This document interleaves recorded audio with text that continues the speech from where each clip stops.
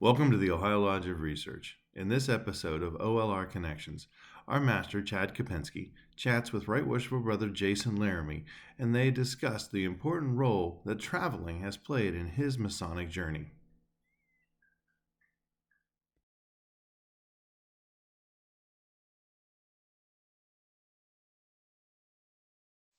I'm trying to figure out how long you and I have been friends.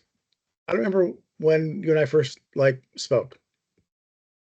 The day we first spoke was right after annual communication. It was within a couple of days because Bone from uh, 151 there told me, "Hey, there's a guy you have to meet," and it was like 3 hours after installation. Uh, having a beer. He's like, his name's Chad. He does the thing in Ohio. So I'm kind of that Well, and was that was COVID, right? Wasn't I mean, it was 4 years ago. yeah. And I remember giving you a call, and uh, I just remember that our first phone call lasted a very long time, and I felt like I did most of the talking. Um, I don't know. when, It lasted a long time, but I think you listened too. when you and I first spoke that first time, I guess what really surprised me about Masonic education in Wisconsin was just how different it was compared to what I was used to in Ohio. Um, it just seemed like this is my perception, and tell me if I'm wrong, or if I'm just, it seemed like Wisconsin was really kind of an insulated bubble. I would probably agree with that Mhm. for the most part. There was a lot of singular, each chairman kind of has his own vision, and that's what they run with. The reason I was picked is because I'm not an educator, but it was to bring different visions all to the same table. So it was more of a buffet than the main course, I guess. Might be an analogy where we brought in a little bit of this, a little bit of that, a little bit of this. And I was the guy that was asking you how you want your omelet. What do you want in this omelet?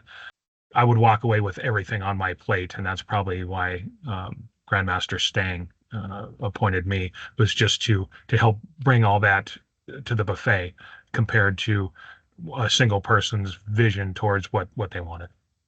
Where the previous chairman was, were they much more of that? They had their own vision, their own definition, their own. So I was kind of an anomaly. The prior education chairman in Wisconsin, uh, since I had been a member, and prior to that, was always the Grand Order.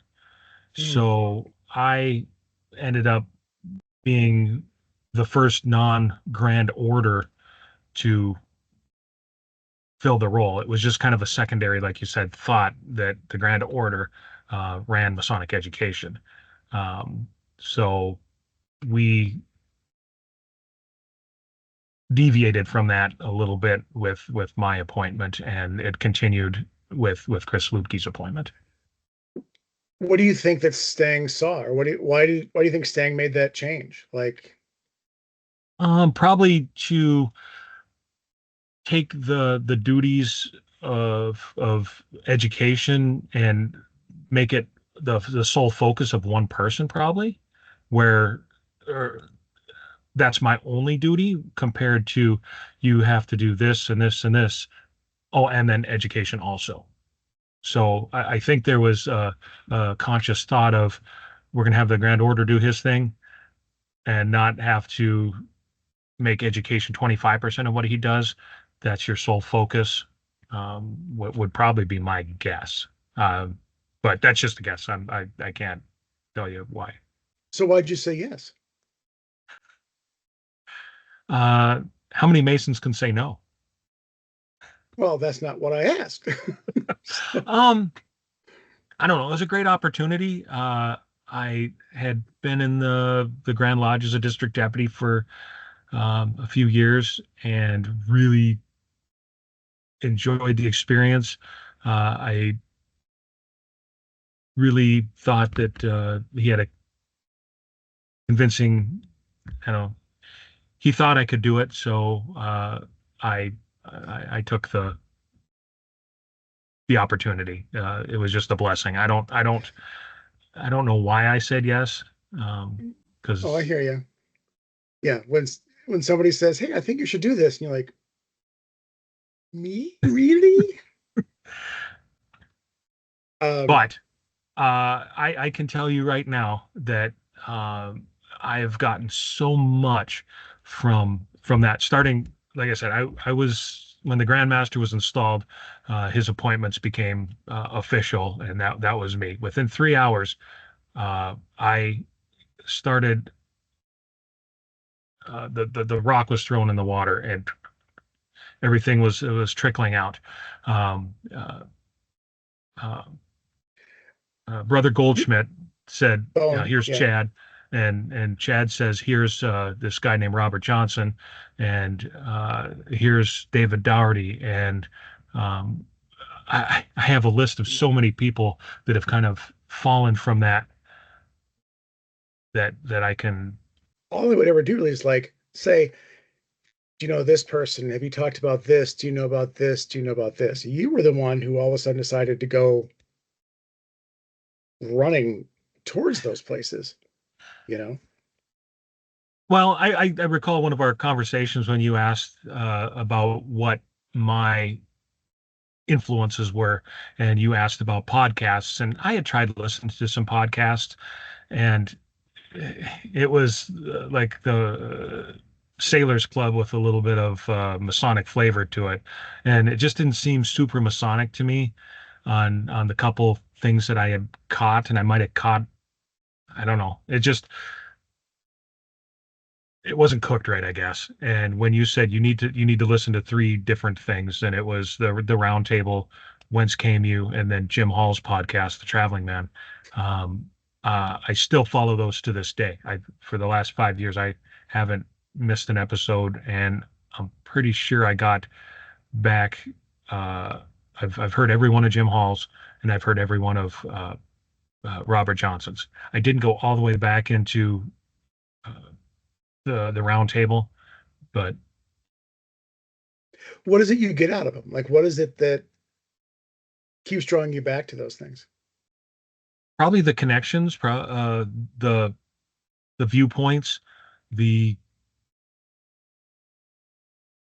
getting to meet different people. We'll speak with about Jim's first. How many of those guys?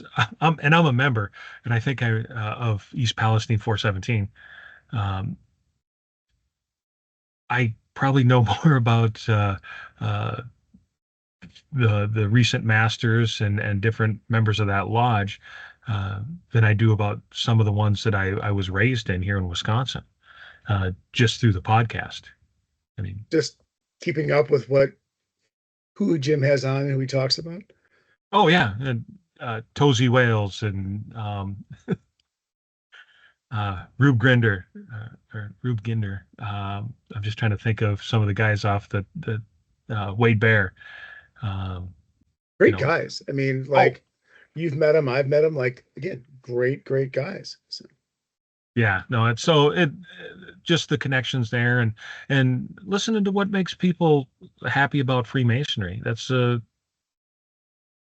of those things that the minutia can get you down, but when you hear somebody talking about something very cool or their experience or what them brought them in, and you see a new perspective, or you add to that cognitive bias about your perspective, I guess, might be another one too. But thinking about the podcasts, it- does Jim's does that qualify as Masonic education the same way that Roberts does, the same way as those Kentucky magazines? my definition, when you ask me, uh, what is Masonic education, or somebody else does, I don't usually tell you this because I stole it from you, was anything properly framed, you know, and what's education to you is not education to me. What's interesting to you is not interesting to me. You have a pin collection. I have a coin collection. So which one of those is more Masonic? Neither one. They're both important to each of us. So I like, I mean, you can't get much far apart than I guess than TMR to the Traveling Man when it comes to what the content is. They're both Masonic education to me, um, because it affirms the connections, it affirms the knowledge, or provides connections, provides knowledge, however you want to frame that. It's both education to me. Well, it's interesting about as you were talking about the pin versus the coin collection. So if we were to look at them, I mean, I hate to say side by side, but from an educational standpoint, the collection is the vehicle. The It allows us just to kind of view things from a different standpoint or a different viewpoint. Would you agree with that? Oh, absolutely. Absolutely. But you really have been quite busy in terms of traveling and making those connections and trying to get, you know, not even the right people in the room, but just the right things in the right places. I love to travel. I loved traveling around the state when I was district deputy. Um, I got to go to every single lodge in my district. I got to go to lodges outside my district, and the the culture in lodges that are supposed to be the same are different. We have the same ritual here in Wisconsin for every single lodge, and the way things are done are different in each of the lodges. Just by the way, my lodge has an organist, and we have Brother Carpenter plays the organ every time. The first time I left my lodge, I turned to the guy that I was with when I was a newly raised Mason. I was just a couple months into it, and I traveled over to another lodge, and when I asked the brother, I said there was two lodges meeting tonight on Monday. Should I go to this one or this one? He says, go to the second one. Pick me up at 6. So we walked in there, and I'm like, oh, the organist must be sick. And he just laughed a little bit because it's during the opening. He didn't laugh really loud, but he laughed. And he's like, yeah, nobody has an organist. That's us. Um, the only other time I've seen an organist is at Grand Lodge. And that's the beautiful pipe organ down there in Madison. Otherwise, I've never seen an organist play at another lodge. I've seen music at lodges, but I've never seen them having the organist. So, but what's funny is Belpre Lodge, which is about an hour from here, they have a guy who whips out a harmonica, and he plays music during the opening, including he will do some sort of patriotic ode and then um, during the degrees he will actually like whip it out and start playing.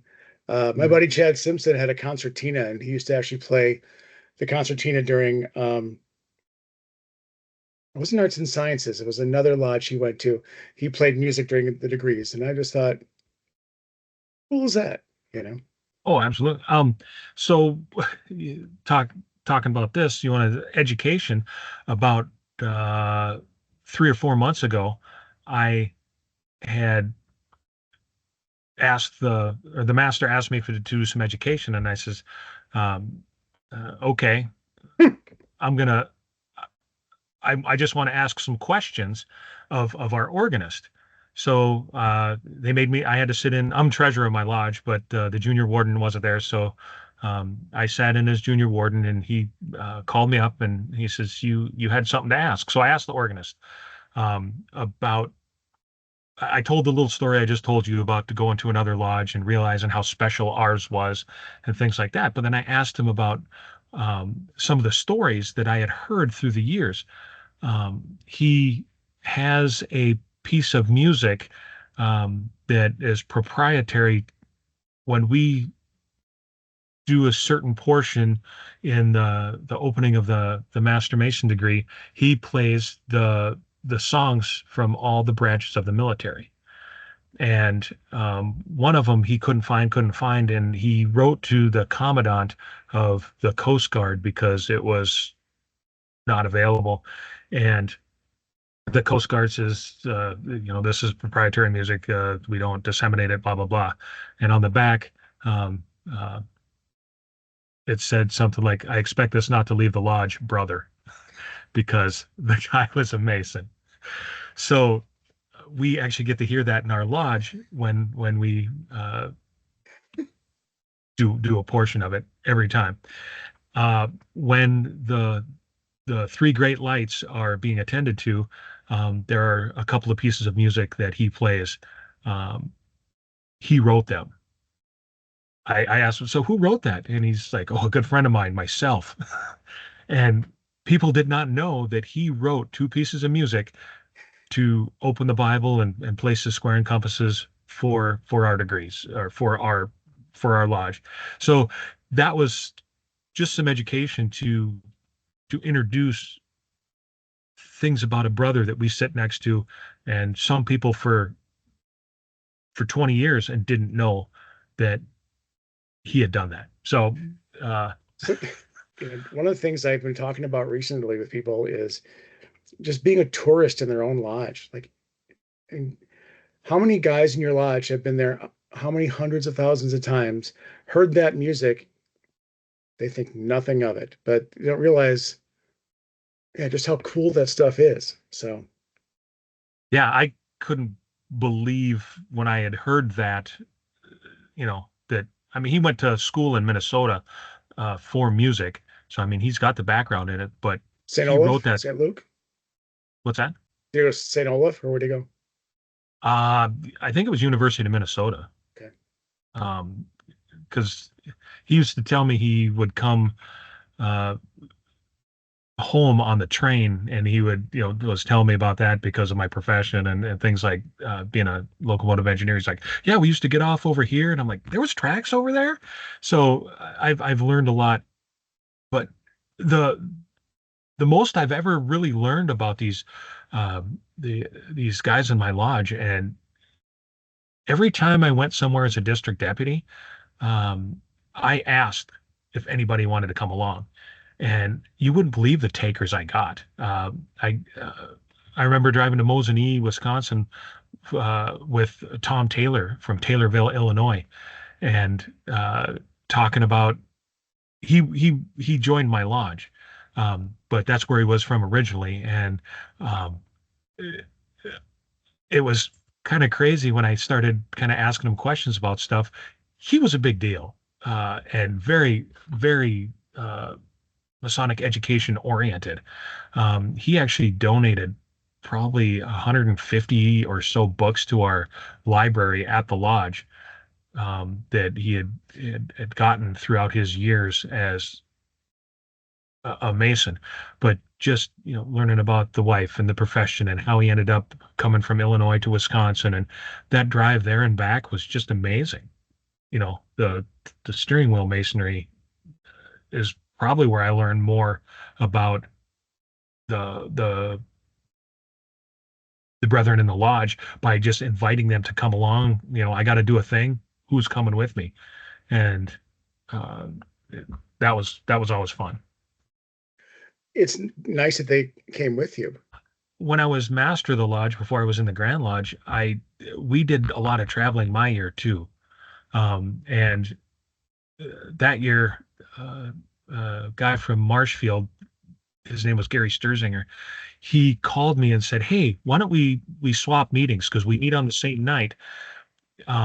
We'll get dispensation, and in 1 month, you on your meeting night come over here, and then we on our meeting night will go over there. So they're a smaller lodge, 7, 8, 9 guys normally, maybe sometimes less at the time. And we, what did we take? 18 or 19 guys over to their lodge, filled up the entire sidelines. It was packed. There was only like 3 seats that didn't have people in it. And that was just one of those things that we traveled a lot. And then they came over, brought 5 guys to visit our lodge. I know some of your experience in traveling. I mean, I do want you to talk about Space Novum at some point. I do want you to talk about like East Palestine and Midwest Conference.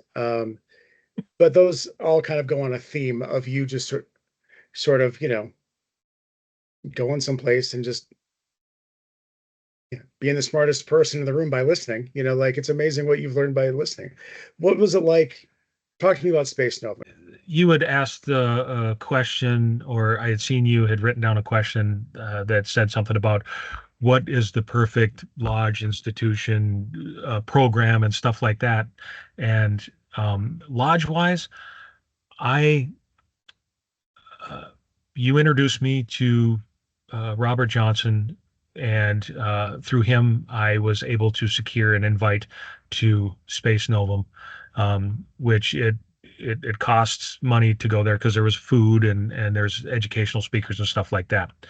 The day I went was kind of their year wrap up, and the the education was basically over dinner having discussions about all the cool things that they did throughout the year, and stuff like that. And uh, during the day, I talked to every single person that was in that room. Uh, every single member of that lodge had talked to me.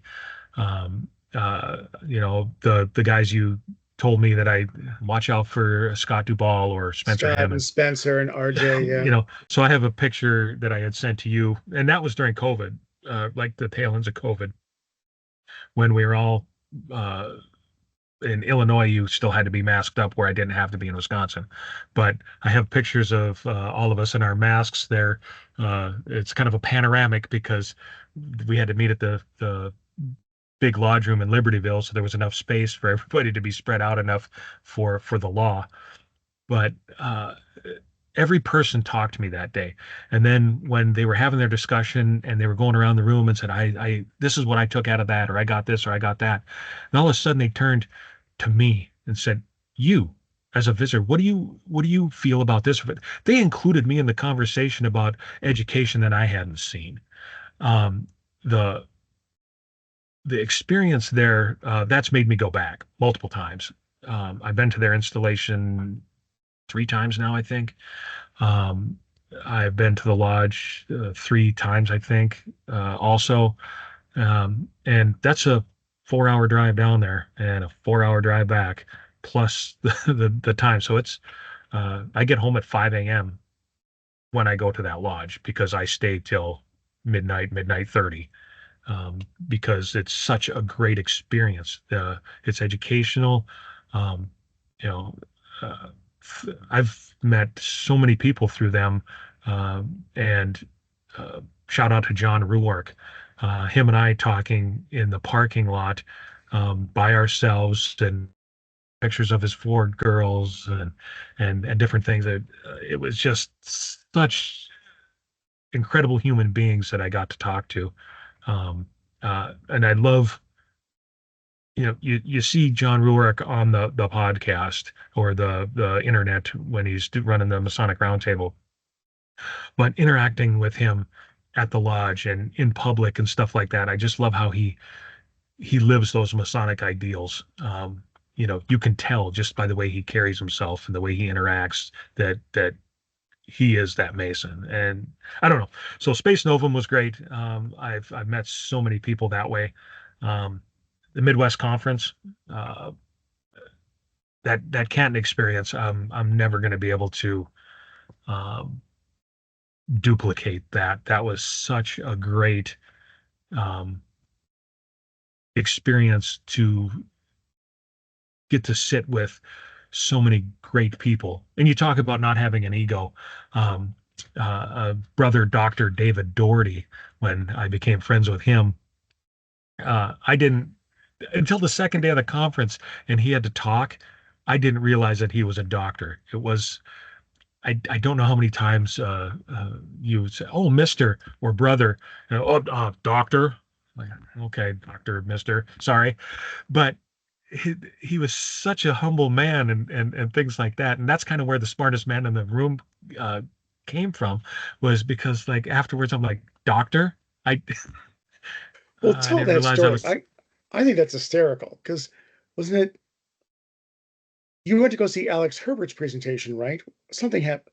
Yeah, but that was the fourth one. So we were uh we were we went to eat the first three presentations in the morning, and then there was a lunch and Heather Calloway's main presentation that everybody went to. But the first three the first three things that I went to, David Doherty was in them, and I walked into the room and he walked in behind me. I think at the third one he goes, "Are you following me?" I'm like, except for I got here first. And so we kept talking and stuff like that. And then I think at lunch is when he was introduced as doctor.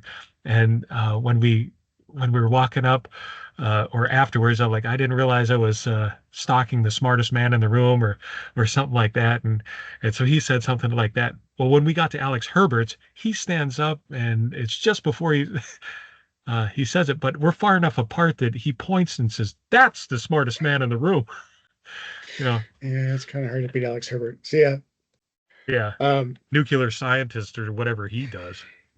I To can't say round out enough good that things. story, the connection I made with Dr. David Doherty, brother David, when we're sitting there You know talking, that and every Heather, time you say that, like he's gonna listen to this to edit it. You know, it's just gonna hurt him. It's just gonna hurt him like so much by then my doing that. job is done. So, yeah.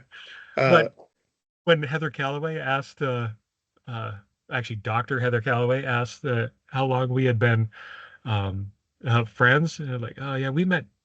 I think David said, yeah, we met yesterday. And she didn't believe it because we had that connection, and you could tell we had that connection, and uh, love that man. all my friends were there, and it was really nice that um, every everything I walked into, like some of my there was some circle of my friends that were there, but then there was this circle that was overlapping with this one, right? Like I see that wonderful moment with you, yeah, watching you and Heather Calloway and Dave Dougherty and Taylor Kleinig just, it's just And weird and Beasley wonderful. too. He was in that group. Yeah, Beasley also one of the smartest guys in the room. But like I said, like, we joke about it, but really after a while you can't you just stop taking you just stop keeping score. Well, I have a little bit of a philosophy of um, every person that you meet knows something you don't. And I've really kind of hammered on that the last probably 6 or 7 years, is just, if I open my ears, uh, uh, everybody knows something that I don't.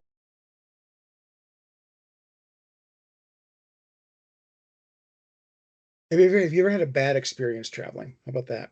Have you ever had an experience where um yeah, as you've gone to visit someplace, it's either been a bad experience or a disappointing experience? And I'm not going to ask you to give like um to tell me the names, but I'm going to first off say no. I've okay. never had a bad experience. I thought I was. Um, I went to a meeting, uh, uh, and it was me and another guy. I was a district deputy at the time, but it was out of my district, and it was only an hour away, but I wanted to go see, and just one of those. I had an open night, and we went to the meeting, and it was the most poorly run meeting that you could imagine. It The secretary had forgot the minutes down Oh, in the basement. So right in the middle of the meeting, he got up and had to go walk out, and it was, oh, I forgot. We got to do something else. He had no agenda, he had no notes, and it was probably the worst run meeting that I'd ever seen in my life. So we got done and we went down into the the dining area, and I proceeded to have such a wonderful time getting to know and find those brothers that it really washed away all the shenanigans that was the meeting itself. Because as we were walking out of the room, I commented to the guy I was with, I'm like, God, that was terrible. That was horrible. But I would go back just for the fellowship and um, the the poor execution on the minutia part of it, the paying of the bills and the stuff that we need to do in the meeting itself was not it couldn't overshadow the brotherly love and the connections that were made and things like that. But you know that there's plenty of people who would say if they can't do ritual, if they can't conduct business correctly, that's not masonry. Like they're a social club. They're not, it's not masonry. How would you respond would say to that? Um, they did the opening mostly. You know what I mean? It wasn't as fluid as it could have been. Um, I don't know. Uh,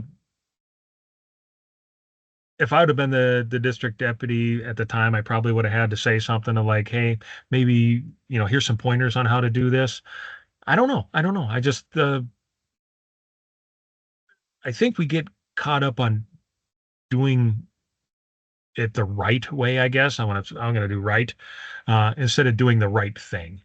But isn't there a point where it stops being masonry? Like, is there a point where, I I mean, think there was enough there that it was still masonry. I mean, we did do an opening and a closing.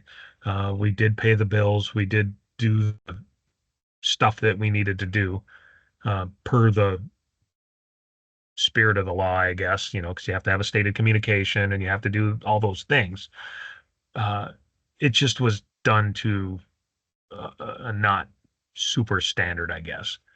But they were still practicing the brotherly love. They were still um, doing the things in the community so the community saw them. I know they uh, did a pancake breakfast because this was one of those like downtown lodges with the old thing. So, I mean, they were still doing masonry. There was no education there, but the part that left me with a good feeling and things to talk about on the way home, besides complaining about the meeting itself, was the connections that I made and learning about the people and what they do and guys caring for another guy.